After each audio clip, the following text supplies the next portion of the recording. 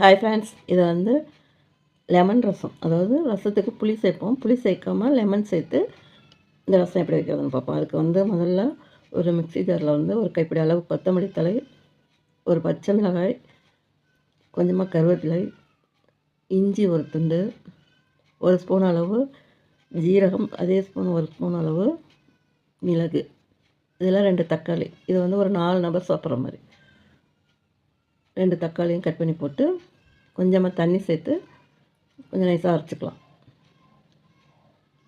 இதை அரைச்சதை வந்து மறுபடியும் ஒரு பாத்திரத்தில் ஊற்றி அதில் தண்ணி கலந்து கொதிக்க விடணும்.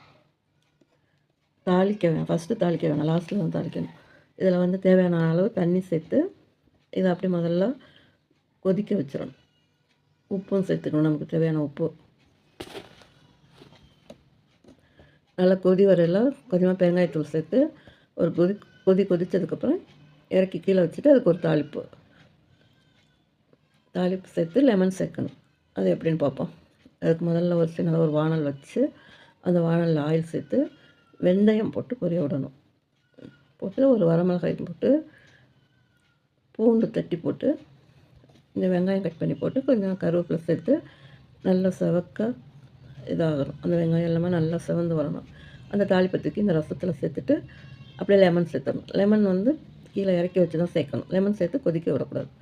லெமன் சேர்த்து மேலாக கொத்தமல்லி தழை தூவி எடுத்தால் சூப்பரான லெமன் ரசம். அதாவது நம்ம கருவேப்பிலை மல்லி இலையெல்லாம் அரைச்சி போட்டிருக்கிறதுனால நல்லா வாசமாக இருக்கும். இஞ்சி பச்சை மிளகாய் எல்லாமே அரைச்சி போட்டிருக்கோம், நல்லா வாசனையாக இருக்கும். நம்ம கருவேப்பிலை கொத்தமல்லி தழைலாம் முழுசாக போட்டோம்னா எடுத்து வெளியில் போட்டுருவோம். ஆனால் இது வந்து அரைச்சி போட்டதுனால அப்படியே ரசத்தில் கலந்துருக்கும். பிடிச்சிருந்தா லைக் பண்ணுங்கள்.